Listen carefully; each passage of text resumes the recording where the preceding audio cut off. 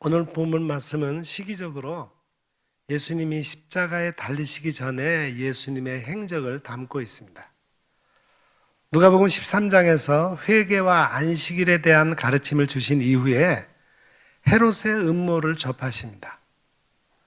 예수님께서 베레아 지역의 여러 마을과 성을 다니면서 말씀을 증거하며 예루살렘 성을 향하여 여행하는 중에 청중 중에 한 바리새인이 나서서 예수님께 뜻밖의 경고를 해주는 것을 보게 됩니다.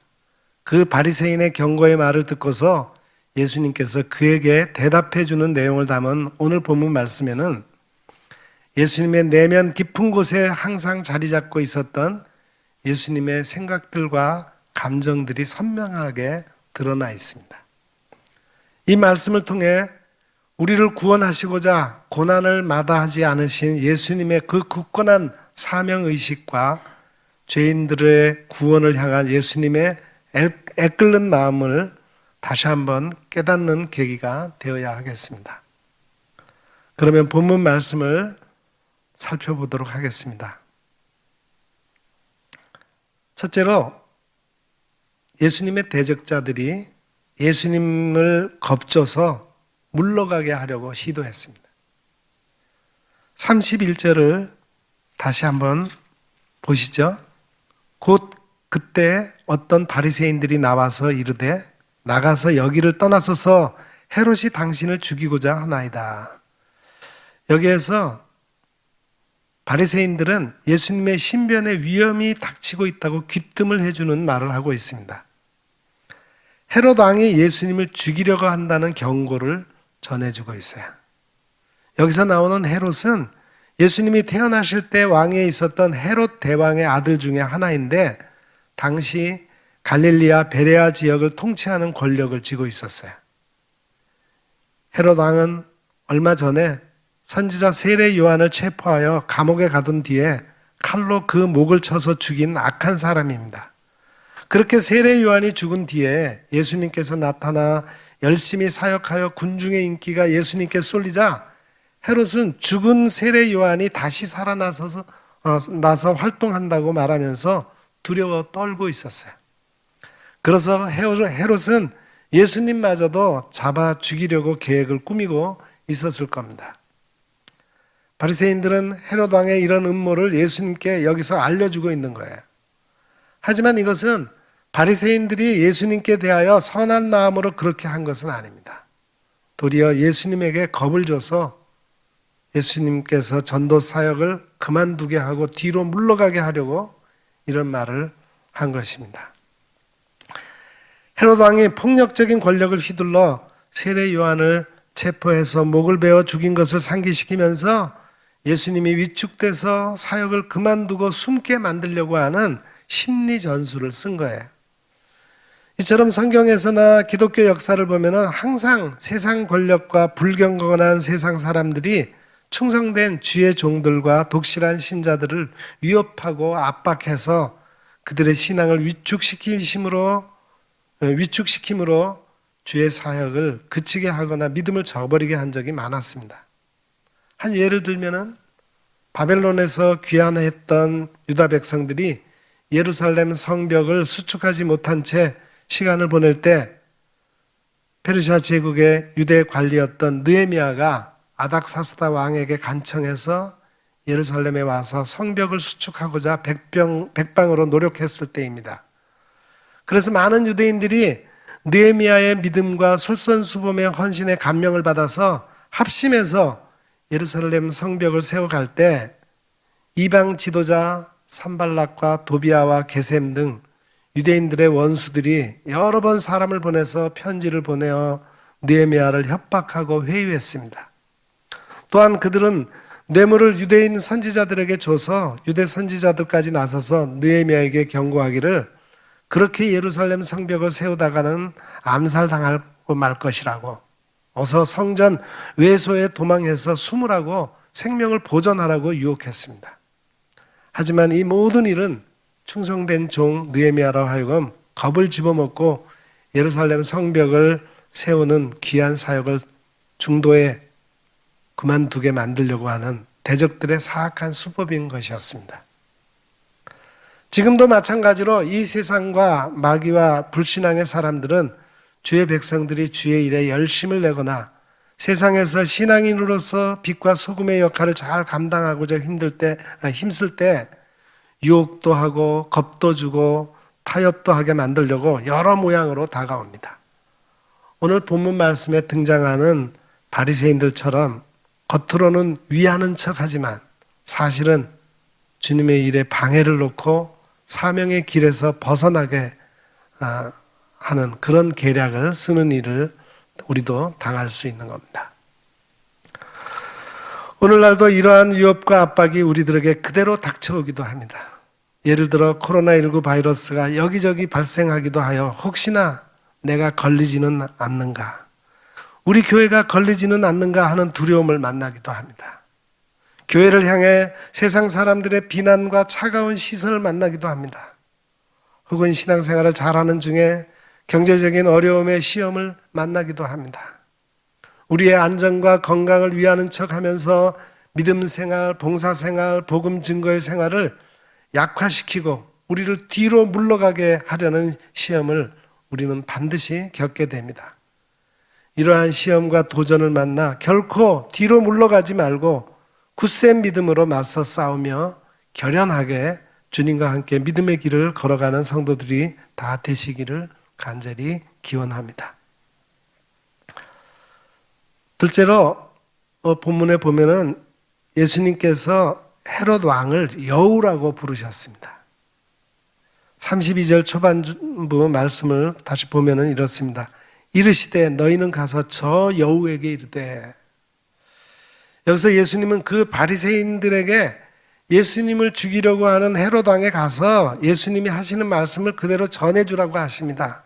그러면서 그 헤롯 왕을 여우라고 부르십니다. 뜻밖의 예수님께서 당시 집권자인 헤롯 안티파스를 향해 짐승 중에 하나인 여우라는 이름으로 부르고 계십니다. 물론 이 호칭은 헤롯을 향한 비난의 말입니다. 여우라고 하신 것은 여우의 교활하고 소심하며 악랄한 성향을 가진 헤롯의 인격을 들춰내서 책망하는 의도로 말씀하신 것입니다. 당시 유대인의 분봉왕인 헤롯에게 직접 여우라고 부르신 예수님의 말씀을 가서 전하라고 하신 예수님의 태도는 세상 기준으로 볼 때 무례하고 거친 언사였을 겁니다. 그러나 모든 사람의 내면과 행실을 속속들이 아시는 왕 중의 왕이신 예수님은 그렇게 거칠게 보이는 언사를 통해서 그 말을 전해 들은 헤롯 왕이 자신의 죄를 깨닫고 회개하게 하시려는 선한 의도가 담겨 있으신 것이 분명합니다. 구약성경 스바냐 3장 3절 말씀에 보면은 하나님께서 스바냐 선지자를 통하여 유대 고위 관리들을 향하여 책망하시기를 그 가운데 방백들은 부르짖는 사자요 그의 재판장들은 이튿날까지 남겨두는 것이 없는 저녁 일이요 그렇게 비난했습니다. 탐욕스럽게 약탈을 일삼는 유대의 고위 관리들은 부르짖는 사자와 탐욕스럽게 먹어치우는 이리와 같다고 한 거예요. 이처럼 헤롯 왕도 교활하고 악랄하게 백성들을 수탈하며 하나님의 눈을 피하려 들고 있었기 때문에 예수님께서 여우라고 부르면서 경고하신 겁니다. 어디까지나 이는 예수님께서 선지자로서 이렇게 말씀하신 것입니다. 이처럼 예수님께서 당시 최고 권력자 중 한 사람을 향해 거칠게 여우라고 불렀다고 해서 우리 그리스도인들도 세상 권력자들을 향해 무례하고 거친 언사들을 사용해도 된다고 생각해서는 안 됩니다. 출애굽기 22장 28절 말씀에 너는 재판장을 모독하지 말며 백성의 지도자를 저주하지 말지니라 라고 했습니다. 세상 권력의 자리에 있는 사람들을 함부로 저주하거나 모독하는 것은 하나님께서 금하신 일입니다. 그러므로 오늘날 우리가 하나님께서 특별히 세우신 선지자가 아니면서도 마치 자기가 하나님의 입술인 양 입만 열면 권력의 자리, 권세의 자리에 앉은 사람들을 향해 신자로서 입에 담을 수도 없는 욕설과 비방과 저주를 쏟아내는 사람들이 있는데 이것은 하나님 앞에서 죄를 크게 범하는 것입니다. 하나님께 세우신 참 선지자라고 해도 그렇게 계속해서 비인격적인 욕설과 저주와 정죄의 말을 권위자를 향해 함부로 말할 수 있겠습니까? 함부로 권세자들을 비방하고 욕설하고 저주하는 사람은 비록 그가 입술로는 대단한 신앙의 사람인 척 말할지라도 실상 그 사람 속에 거룩하신 하나님을 향한 경외하는 마음이 없고 그 속에는 남을 미워하고 정죄하며 권위를 업신여기는 교만한 영이 가득 차 있는 것을 보여주는 것입니다. 그러므로 오늘날 정치적으로나 인격적으로나 신앙적으로 전혀 동의할 수 없고 인정할 수 없는 지도자가 우리 위에 세워졌다 하더라도 정치적으로는 지도자를 반대하고 그의 정책을 거부할 수는 있다 하여도 우리가 그를 정죄하고 비난하고 모욕하고 저주하는 일들은 결코 하지 말아야 하겠습니다. 심판은 하나님의 손에 달려 있으니 우리는 주의 손에 그를 맡기고 우리가 권세자들을 향해 모욕과 정죄와 상스러운 욕설과 저주의 말을 쏟는 악은 절대로 행하지 말기를 부탁합니다. 셋째로 예수님은 위협을 받더라도 자신의 사명의 길을 계속 가겠다고 선언하셨습니다. 우리 32절, 33절 우리 다시 같이 한번 읽을까요? 32절, 33절입니다. 이르시되 너희는 가서 저 여우에게 이르되 오늘과 내일은 내가 귀신을 쫓아내며 내 병을 고치다가 제3일에는 완전하여 지리라 하라. 그러나 오늘과 내일과 모레는 내가 갈 길을 가야 하리니 선지자가 예루살렘 밖에서는 죽는 법이 없느니라. 아멘. 여기서 여우 같은 헤롯 왕에 가서 전하라는 예수님의 말씀의 의미는 나는 절대로 뒤로 물러가지 않겠고 나에게 주어진 사명의 길을 계속 갈 것이다 라는 말씀이에요. 그렇게 헤롯 왕이 군사를 풀어서 예수님을 체포하고 죽이려 시도할지라도 예수님은 두려워하여 뒤로 물러가지 않을 것이며 지금까지 해오던 것처럼 귀신을 쫓아내며 병을 고치면서 자기의 일을 계속할 것이라고 말씀하신 겁니다. 예수님은 앞으로도 계속 전진하여 끝내 예루살렘에 들어가서 죽음으로써 그의 사역을 완성하겠다고 당당하게 말씀하신 겁니다.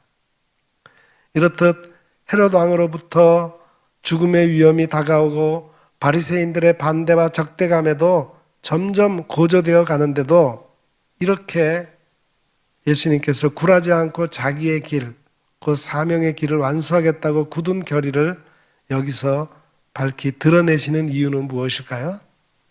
그것은 먼저 예수님께서 인류 구원의 사명 완수를 절대절명의 목표로 생각하셨기 때문입니다. 예수님은 사람들의 병을 고치셨어요. 귀신도 쫓아내 주셨습니다. 그러나 그것만을 위하여 세상에 오신 것이 아닙니다. 예수님은 첫사람 아담과 하와의 범죄 이래 모든 인간이 죄의 저주 아래 떨어져 모든 슬픔과 질병과 무지와 혼돈과 죽음과 영벌의 고통을 겪는 것에서 구원해 주시려고 이 세상에 오신 겁니다. 그래서 예수님은 당시 세상에 오셔서 그러한 구원의 맛보기만을 사람들에게 보이며 다니신 거예요. 예수님은 가는 곳마다 만나는 사람마다 병도 고쳐주시고 귀신도 쫓아주시고 죄도 사해주시고 마음의 상처도 치유해주고 무지와 혼돈의 늪에서 건져 진리의 빛으로 인도해 주시곤 했습니다. 그러나 그것은 어디까지나 일부 사람들에 불과한 것이요 그 효과 역시 지상적인 짧은 효과에 불과한 것이었습니다. 예수님의 사역의 목표는 죄인된 인간에게 인류에게 주시고자 하시는 구원의 내용은 죄의 근본 뿌리를 뽑아내고 죄의 결과를 다 청산하고 하나님과의 관계에서 막힌 모든 담을 헐어버리고 인간이 전혀 꿈꾸지 못했던 완전한 하나님과의 평화와 그의 무궁한 생명과 영광에 영원히 참여하는 은혜를 주시고자 하는 것이었습니다. 그것을 한마디로 구원이요 영생이요 하나님 나라에 들어가는 것, 하나님 나라를 상속하는 것이라고 말씀하셨습니다. 바로 이 놀라운 구원 사역을 완전히 이루고자 세상에 오셨지만 당시 예수님은 아직 구원의 사역을 시작만 하셨지 완전히 이루지 못한 상태였습니다. 만약 그 사역의 길, 사명의 길을 도중에 그만두고 물러간다면 그것은 건축자가 집을 짓다가 도중에 그만둔 꼴이 되고 말 것입니다. 그러기에 예수님은 자기에게 주어진 이 구원 사역의 길을 아무리 반대가 극심하고 목숨까지 위협받는 압박이 닥쳐오더라도 굴하지 않고 요지부동 이 사명의 길을 계속 걸어간다고 선언하고 계시는 겁니다. 이렇게 죄인들인 우리들을 온전히 살리려고 구원의 사역을 온전히 완성하시려고 그 좁고 거칠고 험하고 외로운 사명의 길을 끝까지 꿋꿋이 걸어가신 우리 주님을 찬양합니다. 그러므로 우리가 선물로 얻어 누리는 이 놀라운 구원을 위하여 우리 구주 예수님께서 그 사명에 고단하고 힘들고 거칠고 두려운 길을 꿋꿋하게 홀로 걸어가신 것처럼 우리 역시 이 세상에서 주님께서 주신 사명의 길, 섬김의 길, 헌신의 길을 꿋꿋이 끝까지 걸어가야 할 것입니다.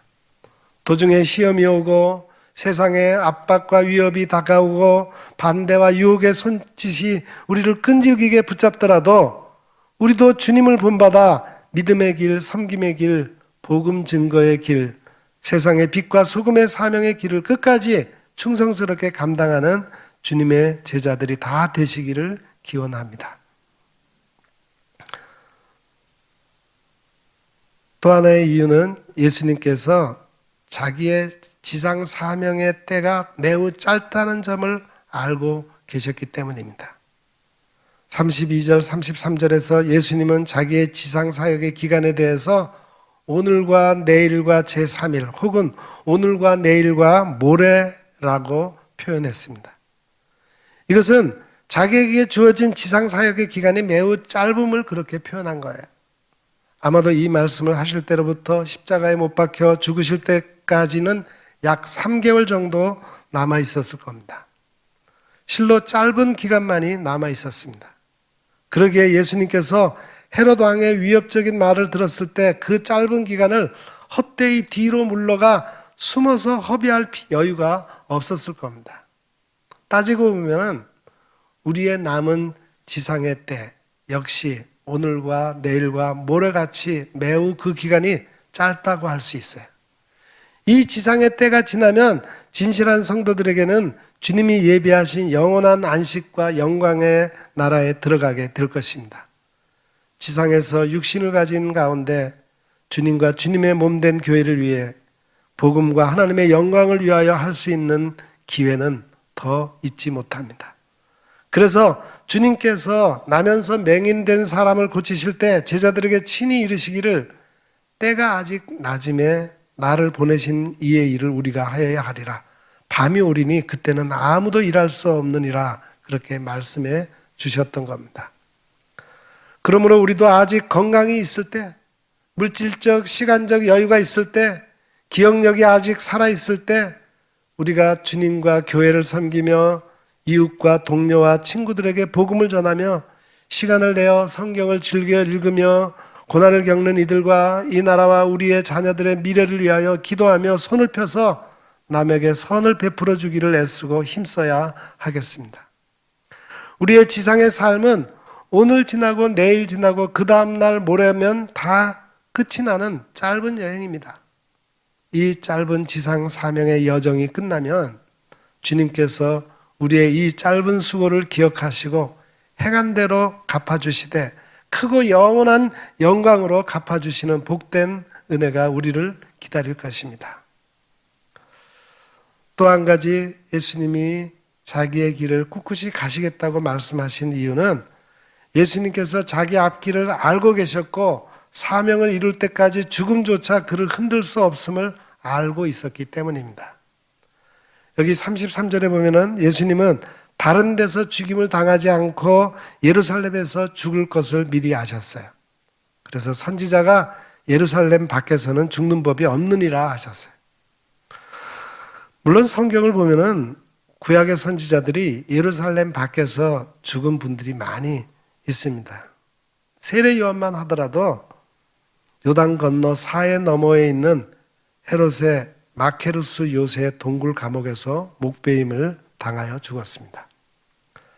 그러므로 예수님께서 말씀하신 것은 선지자이신 예수님, 큰 선지자이신 예수님 자신이 바로 예루살렘에서 죽어야만 한다는 뜻으로 이 말씀을 하신 겁니다.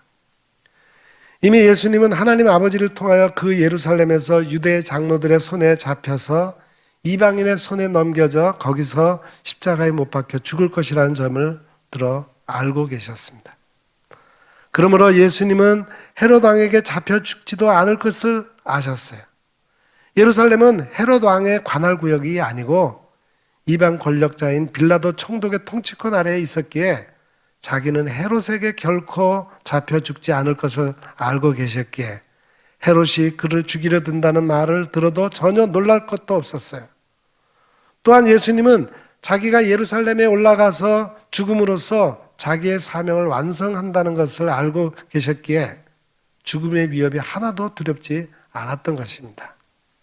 죽음은 그를 비참하게 만드는 것이 아니라 그의 사역을 완성시키는 것이요 그의 모든 지상의 일을 끝내는 이름을 알기에 죽음이 조금 더 겁나지 않았던 것입니다. 이렇듯 하나님의 뜻 가운데서 자기의 모든 앞길을 다 알고 계신 예수님은 이런저런 위협과 압박을 당할 때 두려워하거나 겁을 내거나 하지 않고 의연하게 앞을 향해 걸어가셨던 겁니다. 생각해 보면은 예수님이 자기의 모든 앞길을 다 하시는 것과는 달리 우리는 우리의 앞길을 다 알지 못합니다. 우리가 앞날에 무슨 일을 만날지 또한 우리의 지상의 마지막 순간에 언제 어디서 어떻게 어떤 방식으로 죽음을 맞이하게 될지도 전혀 모릅니다. 하지만 우리도 두려워할 것 없고 염려할 것 없습니다. 우리는 우리의 앞길에 대해서 속속들이 알지는 못하지만 우리가 믿는 바 우리의 하나님께서 우리의 모든 길을 다 정하시고 그 길을 기뻐하시며 그 모든 길에서 우리와 함께 해주신다는 것을 믿을 수 있습니다. 시편 37편 23절과 24절에 보면 다윗은 이렇게 성령의 감동으로 노래하고 있습니다.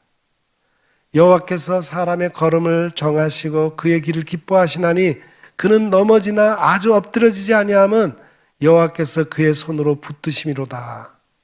그렇습니다. 하나님은 자기 백성의 앞길을 다 정하시고 알고 계십니다. 또 그 모든 길에 함께 하시며 그의 백성의 손을 꼭 붙들어 주실 것을 약속해 주셨어요. 히브리서 13장 5절 말씀에서도 이르기를 그가 친히 말씀하시기를 내가 결코 너희를 버리지 아니하고, 여기 원문에 절대로 결코라는 말은 우매에 그랬는데 그것은 절대로라는 말입니다. 나를 떠나지 아니하리라 하셨느니라 그랬습니다. 세상 사람들은 때로 버리고 떠날 수 있어요.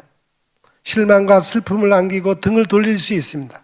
그러나 우리 주님은 결코 그렇게 하지 않으십니다. 결코 절대로 우리를 버리거나 떠나지 않으십니다. 그래서 주님은 승천지견에도 이르시기를 볼지어다 내가 세상 끝날까지 너희와 항상 함께 있으리라 이렇게 약속해 주셨습니다. 그러므로 우리는 우리가 걸어가는 지상의 길 모든 나날에서 담대하며 평안할 수 있습니다. 우리가 하나님을 신뢰하며 우리의 사명의 길을 끝까지 걸어가면 주님이 말씀하신 것처럼 우리의 죽음도 우리의 삶을 완성하는 하나님의 성스러운 일이 될 것입니다.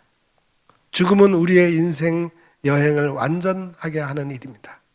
그러므로 그 사명의 완성이 이루어지기 전까지 죽음이 하나님의 허락 없이 우리를 습격하지는 못합니다.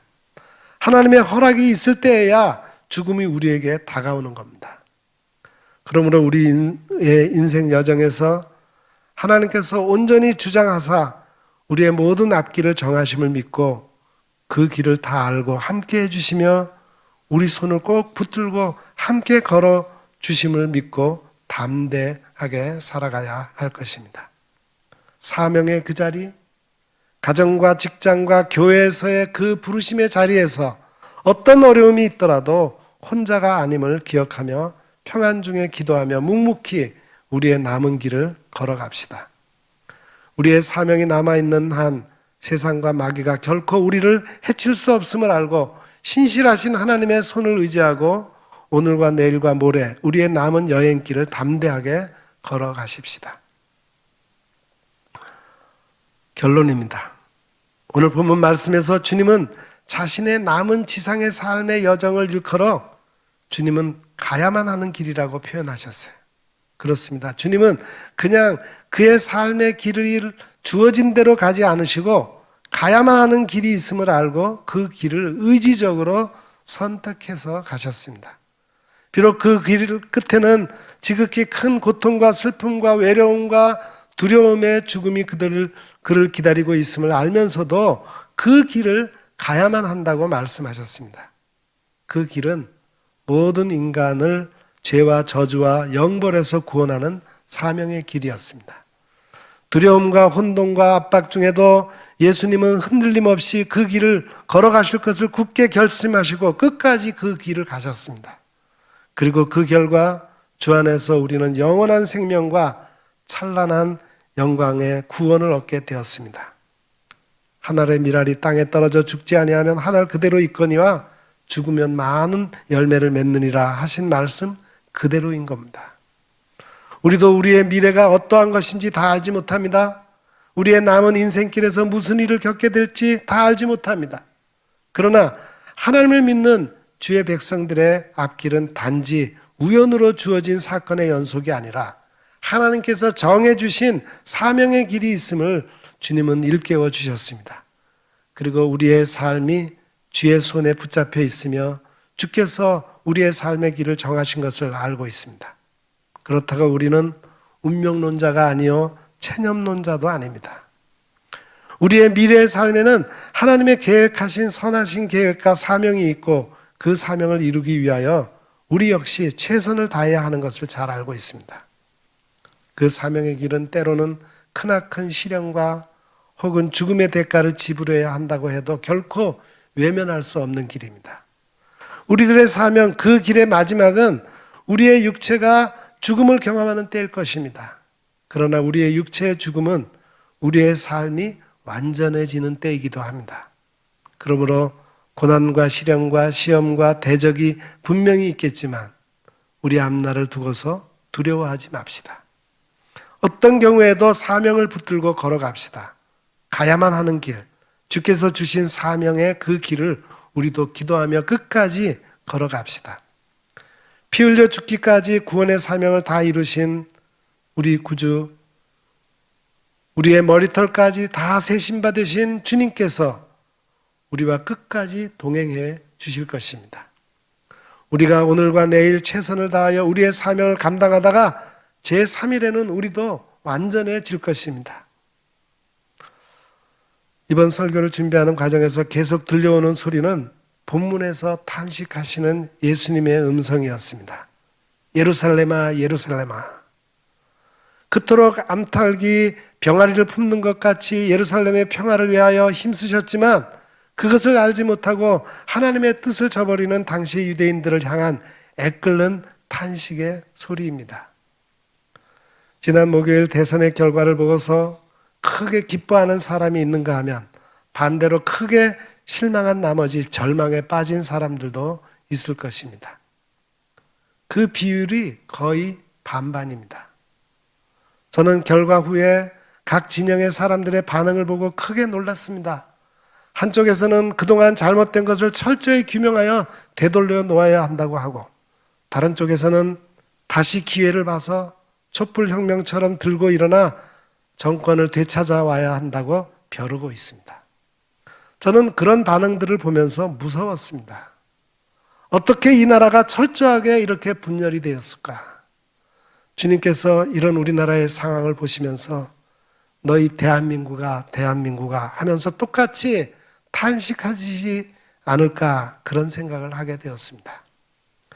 예수님은 이 땅에 평화의 왕으로 오셨습니다. 백성들을 하나님의 다스림 안으로 들어오게 하여 분열하지 않고 싸우지 않고 그리스도 안에서 하나로 통일되게 하시려고 오셨습니다. 오늘날 그리스도인의 입장은 무엇이 되어야 하겠습니까? 저는 우리 그리스도인들은 이념과 사상에 치우치지 않고 하나님의 공의와 사랑에 의지하여 이 나라를 하나 되게 하는데 사명을 갖고 살아야 한다고 생각합니다. 그 사명의 길이 때로는 고난과 시련의 십자가의 길일 수도 있을 겁니다. 주님께서 내가 갈 길을 가야 한다고 말씀하신 것처럼 우리도 주님의 길을 따라가면 민족의 구원과 통일을 이루어 가기를 간절히 기원합니다. 기도하겠습니다. 거룩하신 하나님, 오늘은 우리 주님이 마지막 십자가의 길을 가기 전에 아무리 핍박과 죽음의 위협이 오더라도 당신이 가야 할 길을 가실 것이라고 결단하면서 당신의 뜻을 외면할 예루살렘의 멸망을 생각하면서 애통해 하셨던 그 마음을 살펴보았습니다. 우리도 이 시대의 아픔을 들여다보며 이 시대를 치유하고 구원하기 위해 우리가 감당해야 할 사명의 길을 묵묵히 가기를 결단하게 하옵소서. 예수님의 이름으로 간절히 기도드립니다. 아멘.